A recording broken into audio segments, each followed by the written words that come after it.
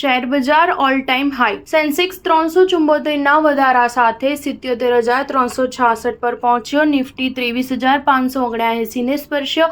HALમાં 5%નો વધારો.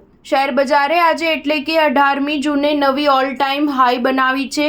ટ્રેડિંગ દરમિયાન સેન્સેક્સ 77,366ના સ્તરે સ્પર્શ્યો હતો.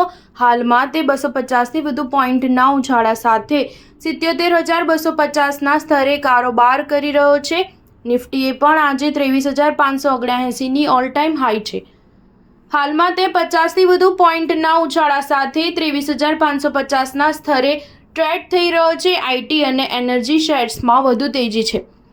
અગાઉ નિફ્ટીએ શુક્રવારે પણ ઓલ ટાઈમ હાઈ બનાવી હતી. હિન્દુસ્તાન એરોનોટિક્સ લિમિટેડને રક્ષા મંત્રાલયે 156 લાઇટ કોમ્બેટ હેલિકોપ્ટર્સની ખરીદદારીના પ્રસ્તાવ માટે રિક્વેસ્ટ કરી છે.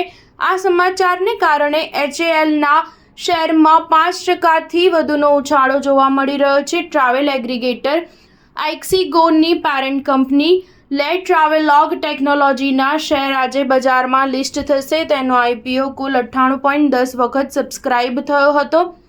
આ પ્રારંભિક જાહેર ઓફર 10 જૂનથી 12 જૂન સાંજે 5 વાગ્યા સુધી ખુલ્લો હતો.